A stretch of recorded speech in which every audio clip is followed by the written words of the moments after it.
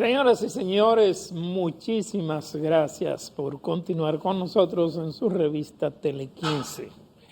Bueno, hay un tema en la economía en República Dominicana que se ha puesto en el tapete después que pasaron las elecciones con más ahínco, porque antes de las elecciones también estaba. Es el tema de la reforma o de lo que podría ser un proyecto de reforma fiscal consensuado. Cada quien ha dicho una cosa sobre el tema, ha planteado, incluso hay algunos que han elaborado proyectos. Ahora nosotros tenemos aquí al ingeniero Guillermo Carán, que fue gobernador del Banco Central, economista, con quien vamos a hablar. Vamos a darle los buenos días, ingeniero, primero. Gracias. Ahora la pregunta que yo le hago, ingeniero Carán, si usted fuera a recomendar una reforma tributaria, ¿qué usted recomendaría? Bueno, lo primero que no recomendaría una reforma tributaria, una Eso reforma solamente tributaria. Recomendaría una reforma fiscal que incluye la vertiente del gasto público. Yo creo que el gasto público debe ser reorientado para estimular algunas actividades económicas que se han quedado rezagadas en los últimos años, como por ejemplo la agricultura. Tú examinas las estadísticas y las inversiones agropecuarias del gobierno y los créditos agropecuarios no llegan ni siquiera al 2 o al 3% del total de cada instancia, de cada variable. Además es evidente, ¿no? Que no estamos teniendo la atención a la agropecuaria como debe ser. Reorientaría un poco como parte de la reorientación del gasto el tema de la distribución geográfica. Hay muchas inversiones concentradas en algunas provincias. Sobre todo tocaría el tema de los subsidios. Yo creo que hay que reorientarlo, no necesariamente eliminarlo, pero por ejemplo asociarlo al proceso productivo. Si tú examinas la estructura de subsidios del gobierno, la mayoría se va al subsidio eléctrico, la otra parte se va al subsidio directo a la persona y menos de 1.000 millones de pesos van a la agropecuaria a través de los fertilizantes. O sea, de nuevo la agropecuaria parece rezagada. Te estoy citando cifras del Ministerio de Economía, que es una entidad del gobierno. De manera que hay que abordar la retribución del gasto. Y además, un buen gasto público es el mejor estímulo al éxito de una reforma tributaria, que es la otra pata de la reforma fiscal. Ahí, por supuesto, habría que estimar, por ejemplo, la base tributaria misma, porque hay muchas exenciones, los supuestos incentivos que se perpetúan. Con el tiempo los incentivos normalmente se otorgan a plazos determinados, pero siempre hay una excusa. Aquí son eternos. Siempre hay una excusa para renovarlo. Entonces yo abordaría la simplificación del sistema tributario para, facilitar la tributación de las gentes, de los agentes económicos, y además eliminar o reducir la informalidad, porque nosotros tenemos una economía más informal que formal. 56-57% de los trabajadores son informales, lo que significa que algo similar está entre los empleadores. La informalidad implica no contribuir, no pagar impuestos, además de que implica no poder inscribirse en la seguridad social, con lo cual los servicios públicos de los empleados, los servicios de salud, envejecientes, de incapacidad, no se benefician de esas disposiciones legales. Don Guillermo, y no sería, de acuerdo a lo que usted está planteando, porque realmente amerita una reforma, pero no sería un cambio de modelo, porque hasta ahora tal parece que los sectores para recaudar o generadores de los recursos, como que están agotados. ¿No sería un cambio de modelo lo que amerita actualmente en la República Dominicana? Bueno, todas las reformas fiscales deben apuntar a eso, apuntar a un cambio de modelo económico. Aquí hemos tenido durante años un modelo económico que, el clamor popular es por qué la economía crece y yo no la siento, ¿no? Es precisamente por eso, porque el problema, cuando a mí me preguntan sobre si creció la economía o no, el problema dominicano no es el crecimiento de la economía dominicana es pujante. Ha crecido en los últimos casi 60 años con 6 o 7 presidentes o 6 o 7 modelos de gobierno. A veces, a pesar de esos gobiernos, y solamente 2 o 3 años hemos tenido colapsos económicos, casi siempre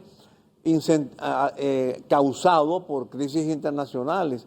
Un año como en el 68, que fue por una sequía muy profunda que hubo.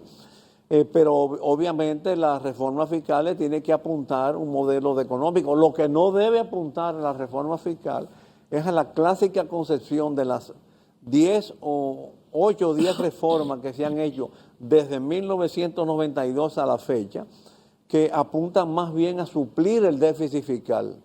Eso es lo que se llama la reforma fiscal fiscalista. Hay un poco de redundancia. El problema no es suplir el déficit del gobierno. El gobierno, lo ideal sería eliminar o reducir el déficit del gobierno para que sea manejable y entonces que la reforma fiscal, en lugar de vivir cubriendo déficit, a veces idealizando hipotéticamente o buscando soluciones ideales que cuando no se cumplen es peor. Hemos tenido 8 o 10 reformas de rectificaciones fiscales, por ejemplo, un término muy usado durante los gobiernos del presidente Fernández, y eso creó expectativas de que no iba a haber déficit fiscal. Pero al no lograrse las expectativas, entonces tenemos que seguir recurriendo al endeudamiento. Yo creo que todo eso debe ser parte de una reforma fiscal. Pero usted dio un punto interesante. Usted hablaba ahorita y que es conocido por los economistas. Bueno, la informalidad en la República Dominicana supera a la formalidad. Eso quiere decir que el que está formal está cargando a nivel tributario con el informal. Exactamente. Entonces, si evaluamos todo esto, también se habla de que la presión tributaria es muy baja en comparación. Pero por eso mismo. Pero porque, si menos de la mitad paga... entonces, ¿por qué no cobrarle a los que no están pagando? No formalizarlo. Con lo cual se duplica automáticamente la presión tributaria. ¿Por qué no se está cobrando? Bueno, porque hay un sistema tributario complicado, muchas tasas elevadas, procedimientos administrativos complicados que hay que simplificar. Entonces hace que el agente económico diga, bueno, yo no voy a soportar esto, yo no puedo manejar las relaciones con la Dirección de Impuestos Internos, mejor me quedo en la informalidad. Y ahí hay un daño enorme a la economía y también al componente social de los trabajadores. Entonces, por ejemplo, Geraldino y yo el día pasado hablamos sobre el tema de que debe crearse un plan para formalizar a un grupo que no está formalizado. Por ejemplo, darle ciertas facilidades, la Dirección General de Impuestos Internos, que se ve como una enemiga del sector productivo y es asumido como una enemiga porque tampoco ha creado esa empatía, ha creado esa sinergia entre los distintos sectores y sería, por ejemplo, ¿cómo era lo que hablamos, Geraldino? 2 años sin cobrarle impuestos selectivos, por ejemplo. Anticipo. Amnistías. O sea, crear facilidades para que se formalicen, lógicamente. Bueno, el selectivo no está muy asociado a la informalidad, porque el selectivo es un impuesto a productos lujosos, que no es necesariamente el que causa la informalidad.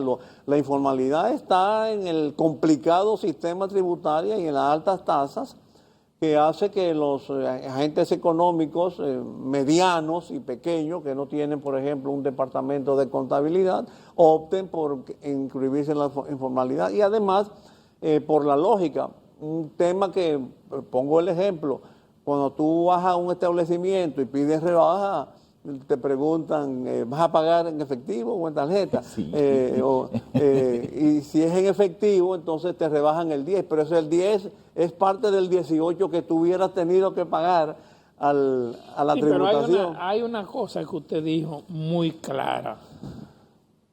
Yo creo que si el Estado no incentiva la formalización, por ejemplo, yo planteaba, digo, pero por ejemplo, impuestos internos o el Estado, dentro de una reforma fiscal o tributaria que haga, debe facilitarle, vamos a suponer, que tenga impuestos internos o Hacienda, no sé quién, una institución que tenga un grupo de abogados especializados en eso, que le diga a los que no están formalizados, miren, nosotros le vamos a llevar el procedimiento legislativo relacionado con esto. Y que tenga un grupo especializado de auditores, de contadores, y le diga, nosotros para formalizarlo le vamos a dar esto. Y le vamos a dar 2 años o 1 año para que ustedes queden ya sin necesidad de usted pagar. Eso es posible. Es una manera. Eso es posible. Pero hay un procedimiento simplificado que le llama de impuestos internos. Lo que pasa es que hay que ponerse en el pellejo del director de impuestos internos porque a cada rato el Estado vive reclamando recursos. Pero son de las cosas que hay que armonizar. Yo insisto en los procedimientos y en las tasas. A veces, mira, la reforma fiscal más influyente que hemos tenido, más ejemplarizada, hoy reconocida por todos, fue la reforma fiscal del año 92. Y, por ejemplo, en ese año los aranceles se rebajaron en lugar de aumentar. Y eso aumentó la recaudación. ¿Por qué? Porque los contribuyentes no tenían, como la tasa era más justa, no tenía necesidad de hacer trampas. Ese peso. Y fluía. Sí. Entonces, esa experiencia debe ser tomada en cuenta para el tema de los ingresos internos.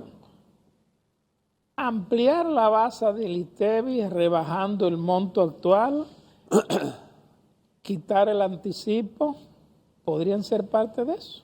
Sí, evidentemente que sí. Yo entiendo que ambas, por ejemplo, la ampliación de la base y la reducción de la tasa pudieran neutralizar el posible efecto inflacionario que conllevaría la ampliación de la base.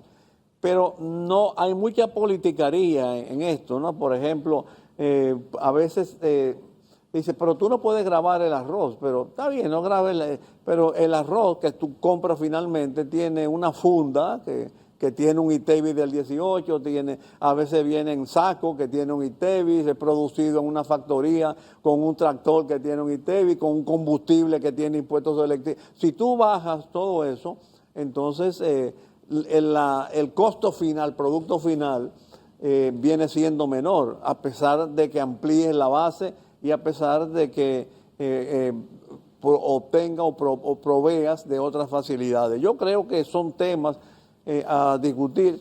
El anticipo quizás debe ser aplicado a determinadas empresas, más que a empresas pequeñas, más por los trámites que por el monto.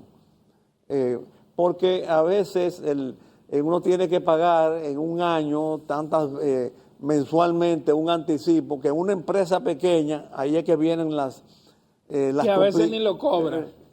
¿Ni lo cobra quién? La factura por la cual pagó el anticipo. No se refleja en la factura. A veces sí hay algunos productos que la forma de aplicación del anticipo sí hay que revisarla porque normalmente se cobra por lo facturado y no por lo pagado. No por lo pagado. Entonces, eso realmente tú facturas y no te han pagado. En el caso, y a veces no te llegan a pagar. Pero sin embargo el Estado ya cobró. Ya duró. Otra cosa, ¿cree usted que se debe subir, bajar o eliminar? ¿Se debe subir el monto establecido actualmente para el pago del IPI o bajarlo? Yo creo que ese no es un impuesto que tiene como mucha incidencia y por lo menos lo dejaría así. Dejarlo así. Fíjate una cosa que me preocupa. Tú introdujiste el programa realmente con una verdad. Ahora, la profusión de propuestas. Sí. Oye, va a crear un tremendo lío. porque va a tener que armonizarse todas las propuestas. Ya, por ejemplo, los productores de ron dijeron ayer, antier, ayer, no me toquen. Entonces, yo creo que debe hacerse una reforma fiscal atendiendo los puntos neurálgicos. Si tú quieres concebir una reforma fiscal por etapas, bueno, vamos a atender ahora los puntos neurálgicos. Por ejemplo, ese tema del anticipo sobre la base de lo facturado o lo pagado, la ampliación del ITIBE, la eliminación de exenciones o el sometimiento de las exenciones a lo que dice la ley. Son los temas neurálgicos para dejar para una etapa posterior los temas que son menos incidentes en la economía y en la fiscalidad, y eliminar conflictos sociales, porque normalmente una reforma fiscal trae situaciones conflictivas, sobre todo cuando hay un sector empresarial tan activo y hasta determinante en estos momentos. Ingeniero, el desenvolvimiento económico del gobierno, hemos visto muchas críticas por parte de la oposición en el manejo, el tema de los préstamos. Yo sé que usted tiene una formación reformista, ¿verdad? Vamos a llamarle, que usted es enemigo de coger prestado. Bueno, cuidadoso, ¿no? Es cuidadoso, ¿verdad? Entonces, ¿cómo usted evalúa este desempeño? Ya, vamos a decir, finalizando la primera etapa de esta gestión del presidente Abinader. Bueno, está asociada a la fiscalidad. Si tú tienes un déficit fiscal, si tú tienes que, por ejemplo, como está sucediendo ahora, las recaudaciones apenas alcanzan para cubrir las cargas fijas del Estado, entiéndase cargas fijas, burocracia, intereses de la deuda. Prácticamente todos los recaudados se van en esas dos grandes partidas, que reagrupa todo el gasto público. Y eso significa que para tú invertir tienes que tomar prestado, y a veces para pagar la deuda vieja tienes que endeudarte nuevamente. Ahora se ha instituido un procedimiento financiero que permite obtener recursos muy fluidamente, que la emisión de títulos por parte de las autoridades para el endeudamiento interno, que cada día está tomando más importancia, y también los bonos soberanos para el endeudamiento externo. ¿Y cómo estamos ahí? ¿Aguantamos? ¿Perdón? ¿Aguantamos más endeudamiento? Yo creo que si tú frenas el déficit fiscal con una reforma que atienda gastos, reorientación del gasto, y simplifique el sistema tributario para que afluyan las recaudaciones, el déficit disminuye y no tienes que estar emitiendo títulos para seguirte endeudando. Hoy en día la deuda está en un 60% del Producto Bruto Interno, que es precisamente la deuda que alcanzó Argentina en un momento que indujo un cambio político. Cuando estaba de la Rúa. No, hasta más reciente, con el gobierno de Fernández. Entonces, sí. Yo creo que tenemos que entender que la economía tiene mucha incidencia política, y en esta nueva etapa del presidente Abinader, que me parece que va a pensar más como estadista que como político, recordando aquella definición de Churchill o aquella frase de Churchill, hay una diferencia entre la estadística y el estadista y el gobernante. El político gobernante piensa a corto plazo, el estadista piensa a largo plazo. Yo creo que eso va a facilitar que nosotros encontremos soluciones a largo plazo para la economía dominicana y para el propósito esencial de la economía, que es el bien común. ¿Usted cree que puede mejorar la situación económica del país cuando tenemos un Banco Central que en este momento, producto del déficit cuasi fiscal, cada día ese déficit va aumentando? Eso hay que buscarle una solución, porque no te olvides que el déficit cuasi fiscal, que es como se llama, se generó con la mala administración de la crisis bancaria del 2002. Por supuesto, a eso se acompañó, ya que se instituyó o se aplicó la facultad del Banco Central de emitir títulos. Se pensó también o se utilizó como para financiar el endeudamiento interno, y además se creó un círculo vicioso, como el Banco Central tiene que emitir para pagar los intereses de los certificados, para compensar la emisión tiene que seguir recaudando. Me parece que esa vorágine, porque eso es lo que es, tiene que ser abordado, y yo siempre he pensado que debe ser a través de una transferencia de activos que el Banco Central puede recibir de parte del gobierno, porque hay otras opciones.